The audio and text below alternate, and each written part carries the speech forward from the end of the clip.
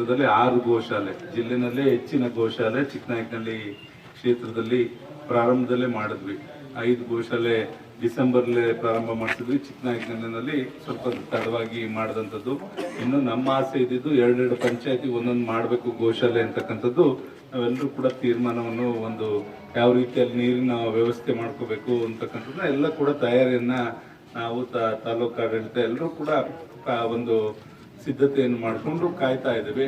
ಅದು ಒಂದು ಏನಾಗಿದೆ, ಈಗ ಮೇವಿನ ಲಭ್ಯತೆ ಮೇಲೆ ನಾವು ಗೋಶಾಲೆಗಳು ತೆರಲಿಕ್ಕೆ ಸಾಧ್ಯ. ಅದರಿಂದ ತೆಗೆದ್ಬಿಟ್ಟು ಮಧ್ಯದಲ್ಲಿ ಏನಾದ್ರು ನಿಲ್ಸಿದ್ರೆ ಮತ್ತೆ ರೈತರು ಸಮಸ್ಯೆ ಎದುರಾಗುತ್ತೆ. ಅವಾಗ ನಾವು ತೆಗಿಯಕ್ಕೆ ಸಾಧ್ಯ ಇಲ್ಲ. ಮತ್ತೆ ಮಳೆ ಬಂದು ಒಂದು ಸ್ವಲ್ಪ ಮೇವೆಲ್ಲ ಚಿಗುರೋವರೆಗೂ ಕೂಡ ಆದರೂ ಕೂಡ ನಾವು ಗೋಶಾಲೆಗಳನ್ನ ನಿರ್ವಹಣೆ ಮಾಡಲೇಬೇಕಾಗ್ತದೆ. ಈಗ ತೆರೆದಿರ್ತಕ್ಕಂಥವನ್ನ ನಾವು ಮಧ್ಯದಲ್ಲಿ ನಿಲ್ಸಲಿಕ್ಕೆ ಸಾಧ್ಯ ಇಲ್ಲ. ಈಗೇನಾಗಿದೆ, ಹೊರ ರಾಜ್ಯದಿಂದನೂ ಕೂಡ ಎಲ್ಲ ಹುಡ್ಕೊಂಡ್ಬಂದ್ರು, ತಮಿಳುನಾಡು, ಆಂಧ್ರ, ನೆರೆ ರಾಜ್ಯಗಳಲ್ಲಿ ಹುಡ್ಕೊಂಡ್ಬಂದ್ರು, ಅಲ್ಲೂ ಮೇವು ಸಿಗ್ತಾ ಇಲ್ಲ. ಈಗ ನಮ್ಮಲ್ಲೇ ಗುದ್ದಾಟ ಶುರುವಾಗಿದೆ.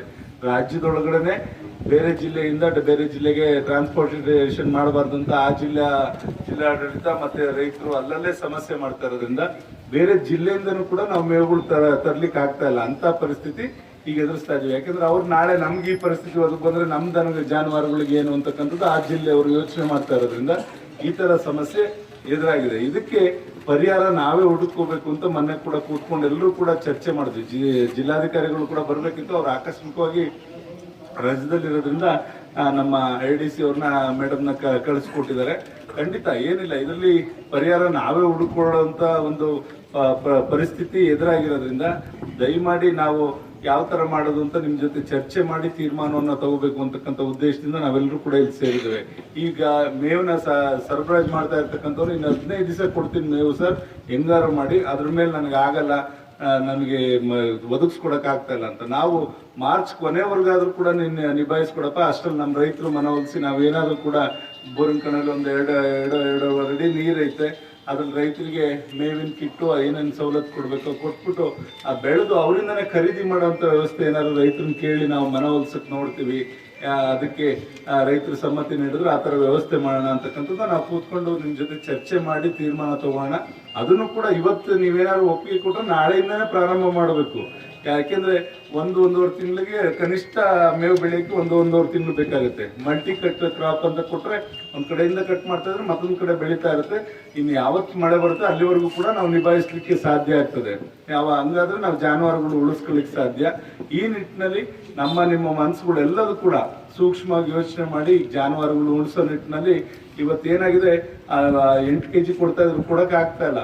ಕೊಡಕ್ಕೆ ಮೇವೆಲ್ಲೂ ಸಿಗ್ತಾ ಇರೋದ್ರಿಂದ 5 kg ಈಗಾಗಲೇ ಜಿಲ್ಲಾಡಳಿತನೇ ಒಂದು ಆದೇಶ ಕೊಟ್ಟಿದ್ದಾರೆ. 5 kg ಕೊಡಬೇಕು ಅಂತ ಕಳೆದ 3-4 ದಿವಸದಿಂದ 5 kg ಎಲ್ಲ ಗೋಶಾಲೆಗಳಿಗೂ ಕೂಡ ಕೊಡ್ತಾ ಇದ್ದಾರೆ. ರಾತ್ರಿನೂ ಕೂಡ ಕೊಡಕ್ ಆಗ್ತಾ ಇಲ್ಲ.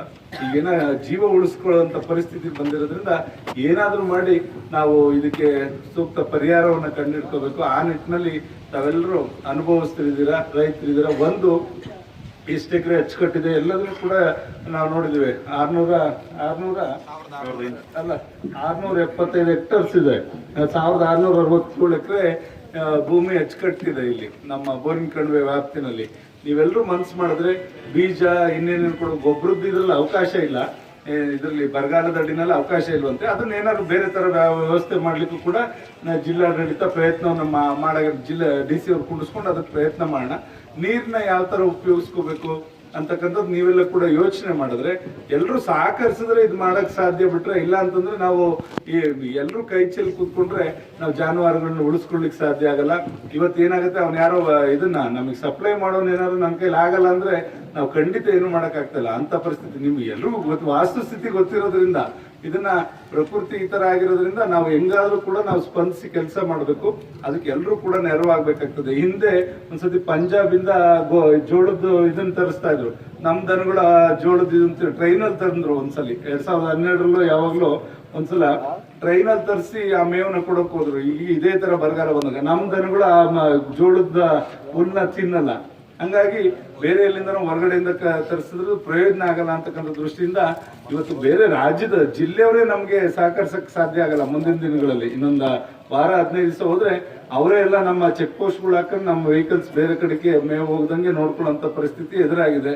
ದಯಮಾಡಿ ಇದಕ್ಕೆ ನಾವೇನಾದ್ರು ನಮ್ಮಲ್ಲೇ ನೀರಿರೋದ್ರಿಂದ ನೀವೆಲ್ಲ ಸಹಕರಿಸಿ, ಈ ಭಾಗದ ಅಚ್ಚುಕಟ್ಟುದಾರೆಲ್ಲರೂ ಕೂಡ ನೀವು ಸಹಕರಿಸಿ ಏನಾದ್ರು ಇಲ್ಲಿ ಬೆಳೆಯಂಗಾದ್ರೆ ಒಂದೂವರೆ ತಿಂಗಳಲ್ಲಿ ಬೆಳಿಬೋದಂತೆ. ಅಲ್ಲಿವರೆಗೂ ಅವ್ನ ಸಪ್ಲೈಯರ್ಗೆ ಹೇಳಿ ಮಾರ್ಚ್ ಎಂಡ್ವರೆಗೂ ಹೆಂಗಾರ ಮಾಡಿ ಅವನ್ನ ಸಪ್ಲೈ ಮಾಡಕ್ಕೆ ಹೇಳ್ಬಿಟ್ಟು ನಮ್ಮ 6 ಗೋಶಾಲೆಗಳನ್ನು ಕೂಡ ಉಳಿಸ್ಕೊಳ್ಳೋದು. ಅದರಲ್ಲಿ 1 ಎಕರೆನಲ್ಲಿ ನೀವು 10ರಿಂದ ಕನಿಷ್ಠ ಅಂದ್ರೆ 10 ಟನ್ ಬೆಳಿಬಹುದು. ನೀವು ಇಳುವರಿ ಏನಾದ್ರು ಗೊಬ್ಬರ ಎಲ್ಲ ಕ್ಲೀನಾಗಿ ಕೊಟ್ರೆ 15ರಿಂದ 20 ಟನ್ ಬೆಳಿಬಹುದು ಅಂತಕ್ಕಂಥದ್ದು ಕೂಡ ಇದೆ. ನಿಮ್ಗೆ ಸರ್ಕಾರನೇ ದುಡ್ಡು ಕೊಟ್ಟು ಮತ್ತೆ ನಿಮ್ಮಿಂದ ಖರೀದಿ ಮಾಡುವಂತ ಕೆಲಸ ಮಾಡುತ್ತೆ. ಯಾರು ಏಜೆನ್ಸಿ ಇರ್ತಾನೋ ಅವನು ನಿಮಗೆ ದುಡ್ಡು ಕೊಟ್ಬಿಟ್ಟು ಎಷ್ಟು ಟನ್ ಇರುತ್ತೋ ಅಷ್ಟು ಖರೀದಿ ಮಾಡ್ತಕ್ಕಂಥದ್ದು. ನಿಮ್ಗೂ ಒಂದು ಕೆಲಸ ಸಿಕ್ದಂಗೆ ಆಗುತ್ತೆ, ಜೊತೆಗೆ ನೀವು ನೆರವಾದಂಗೆ ಆಗುತ್ತೆ ಜಾನುವಾರುಗಳನ್ನ ಉಳಿಸ್ಲಿಕ್ಕೆ. ಎಲ್ರಿಗೂ ನಮ್ಮ ತಾಲೂಕಿನ ಮಟ್ಟಿಗೆ ನಾವು ಉಳಿಸ್ಕೊಡೋಣ, ನಮಗೆ ಸಾಕಾದಷ್ಟು ಆದ್ಮೇಲೆ ಬೇರೆ ತಾಲೂಕುಗಳಿಗೂ ಕೊಡೋಣ. ನಮ್ಮ ಜಿಲ್ಲೆನಲ್ಲಿ ಆ ತರ ಒಂದು ವ್ಯವಸ್ಥೆ, ಒಂದು ಧಾರಾಳತನ ನಾವೆಲ್ಲರೂ ಕೂಡ ದೊಡ್ಡ ಮನಸ್ಸು ಮಾಡಿದ್ರೆ ಈ ತರ ಒಂದು ವ್ಯವಸ್ಥೆ ಮಾಡ್ಬೋದು. ಇದನ್ನ